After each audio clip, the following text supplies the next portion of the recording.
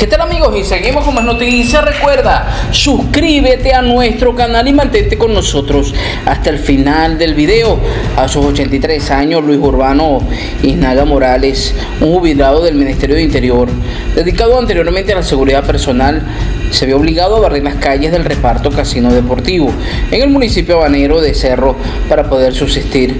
Joana Yola Álvarez compartió en su muro de Facebook la historia del abuelo laborioso que con amor y esmero cuida los jardines, parques y limpia las calles del reparto Casino Deportivo para poder sustentarse en su vejez.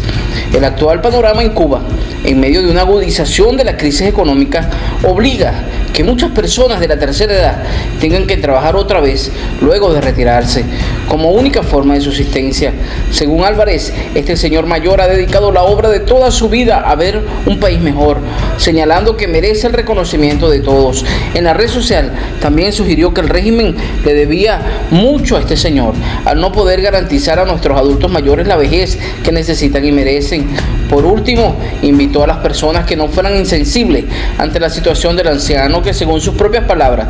todos los días se esmera por tener el barrio limpio a pesar de las pesares, apuntando a la escasez que vive hoy el país, donde la basura se acumula y el gobierno se excusa en la falta de recursos, dejando que la indiferencia y la negligencia generen terreno. Actualmente, algunos ancianos cubanos llaman la atención en las calles de La Habana mientras revisan la basura y acopian materias primas para reunir poco a poco el dinero que les permita llegar al fin de mes. El régimen en la isla ideó una iniciativa conocida como Reciclo Mi Barrio, a la que se han sumado muchos ancianos que han convertido el reciclaje más que en una actividad ecológica en una lucha diaria por la supervivencia en la capital del país. La suerte de Ulises Pérez Cuevas, un cubano retirado de la seguridad del Estado, ha sido diferente.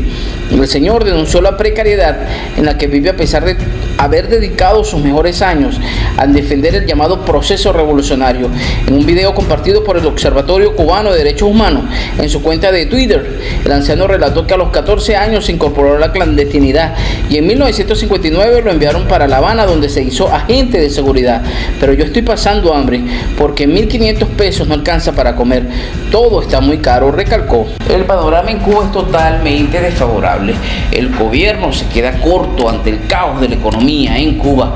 Gracias por estar aquí. Recuerda, suscríbete al canal y mantente con nosotros hasta el final del video. Joaquín Alonso Vázquez, ministro de Economía y Planificación, presentó el informe del comportamiento de los principales indicadores de la economía en Cuba del primer trimestre de 2014, que describió como un panorama desfavorable en medio de la falta de ejecución del presupuesto estatal establecido para políticas públicas. Alonso Vázquez intervino en una reunión del Consejo de Ministros que, además de mencionar el rosario de problemas que alimentan la actual crisis de Cuba, confirmó el avance del cuestionamiento paquetazo económico según una publicación del diario.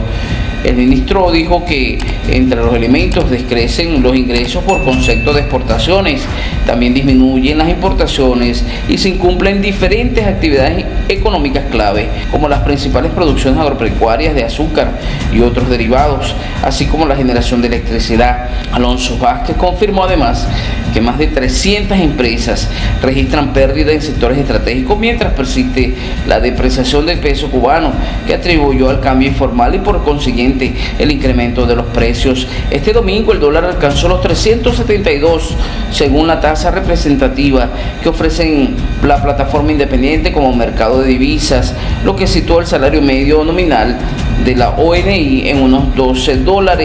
La economista Rafaela Cruz consideró en un reciente análisis que no hay manera de recuperar el valor del peso mientras una economía nacional más productiva no invierta la balanza comercial y a la vez genere bienes y servicios denominados de la moneda local, algo imposible sin una fuertísima inversión extranjera que evidentemente no llegará bajo las condiciones políticas actuales. Para Cruz, puede esperarse que en ya anunciada venidera reforma del mercado cambiario se incluya una devaluación de al menos unos 200% de la moneda nacional, reconociéndose así oficialmente que el peso, que alguna vez costó más que la moneda norteamericana, valdría hoy apenas 0.003 centavos de dólar, llevándolo a un tipo de cambio de 36 por 1. Por su parte, el ministro de Finanzas y Precios, Vladimir Regueiro Ale, dijo que el déficit presupuestario se situó en 22.822 millones de pesos. La cifra es mucho más inferior a la planificada, pero alrededor de un 20% de este descrecimiento se debió a la inejecución de un grupo de partidas de presupuesto que tiene un gran impacto, sobre todo en las políticas sociales,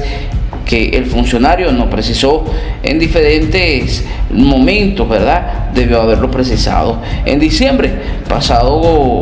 ya cuando el régimen anunció su plan de choque para el 2024, que negó sería del corte neoliberal y que afectaría a los más vulnerables, el economista Pedro Monreal dijo que es imprescindible llevar los recientes déficits superiores al 10% del PIB a déficit común 2009-2015, que tuvieron un promedio anual de 3.3 del PIB, y que eso exigiría decisiones políticas bien ponderadas para poder hacer reducciones sustanciales de gasto en un entorno de crecimiento económico que probablemente sería inferior al 2%. En 2024 no cabe esperar a corto plazo que un incremento de ingresos del presupuesto pudiese hacer una contribución significativa a la reducción del déficit. La disminución de gastos sería crucial. Por su parte, la viceministra primera de Economía y Planificación, Mildred Granadillo de la Torre, dijo que el incumplimiento, o más bien el cumplimiento del cronograma aprobado del paquetazo desde el 23 de marzo hasta el 19 de abril, se ha trabajado fundamentalmente en las proyecciones con impacto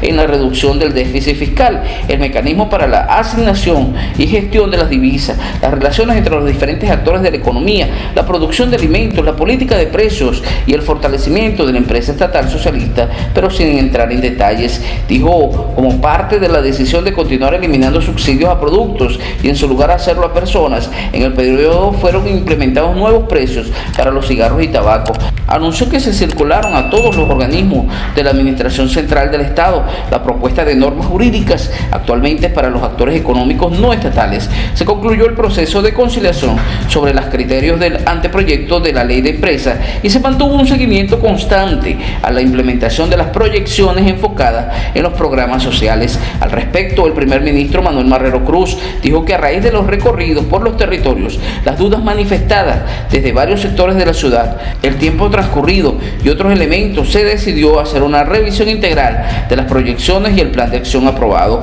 Como resultado de esta revisión, se confirmaron los 8 objetivos generales inicialmente previstos, el tiempo que se modificaron y ampliaron las proyecciones siendo ahora 92. Las actualizaciones del cronograma están respaldadas por la necesidad de acelerar un grupo de acciones y proyecciones que tendría un efecto más positivo y que nos permitiría atenuar un poco más la compleja situación que atraviesa el país, dijo Marrero. Según el primer ministro, estas acciones están asociadas fundamentalmente al programa de estabilización macroeconómica, a los temas bancarios y de precios, así como al mercado cambiario y la generación de ingresos en divisas. Sobre el denominado programa de transformación de los barrios en situación de vulnerabilidad, Marrero admitió que muchos de ellos actualmente la población manifiesta inquietudes e insatisfacciones con varias cosas que se están dejando de hacer, pero tampoco dijo qué tipo de cosas. En febrero, la ministra del Trabajo y Seguridad Social, Marta Elena Feito Cabrera, informó que en la isla se han identificado 1.236 comunidades en situaciones de vulnerabilidad,